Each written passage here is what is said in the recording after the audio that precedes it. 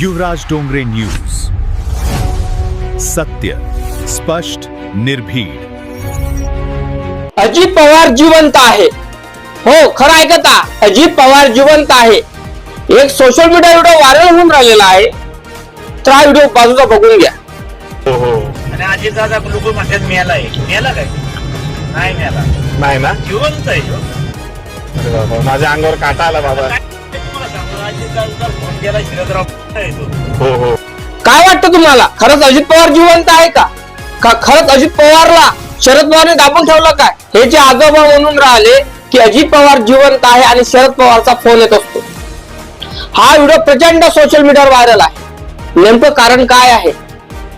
28 जानेवारी 2026 अजित पवारचा घात होतो.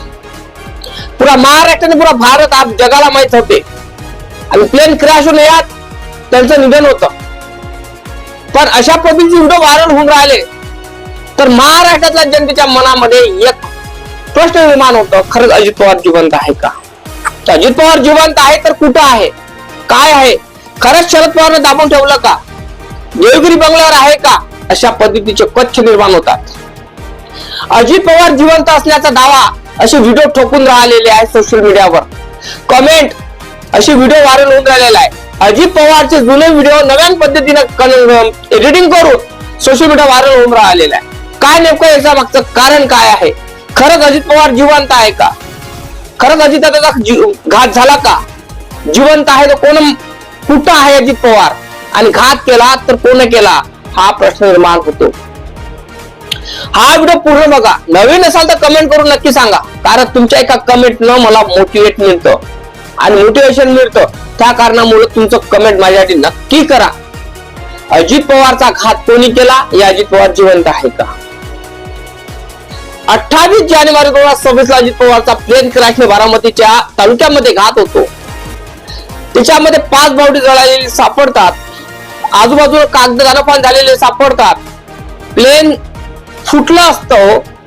प्लेन मधल्या त्या खुर्च्या सगळं जळून खाक असतात कोळसा, आणि माणूस कोळशाने होऊन जातो, चेहरा ओळखू येत नाही. आणि अशी व्हिडिओ व्हायरल होता सोशल मीडियावर. अजित पवार जिवंत असल्याचा दावा ठोकला जातो. सीबीआय सीआयडी ही चौकशी करतात. चौकशी करताना काही त्यांना सापडत नाही. अजित पवार जिवंत असल्याचा कुठलाही प्रूफ सापडत नाही आणि म्हणतात काय की अजित पवार जिवंत आहे. नेमकं याच्या मागचं कारण काय आहे? खरंच अजित पवार जिवंत आहे का? खरंच देवगिरी बंगल्यावर आहे का? अजित पवार जिवंत आहेत, मग आले का नाही आतापर्यंत? कशाची वाट बघत आहे? हा प्रश्न निर्माण होतो. पण प्रश्न निर्माण झाला की माणसाच्या मनात कंत निर्माण होते आणि याचा यांचा ढूंढण्याचा प्रयत्न करतो आणि ते याचा यांचा मिळत नाही. अजित पवार जिवंत असण्याची अशी व्हिडिओ हे आजोबांनी डायरेक्ट व्हिडिओ मध्ये हेच सांगितलेलं आहे की शरद पवारचं बोलणं आताही अजित पवारशी होते. अजित पवार जिवंत आहे असण्याचा दावा हे ठोकतात. नेमकं याच्या मागचं कारण काय आहे? अजित पवार जिवंत आहे तर मग आले का नाही?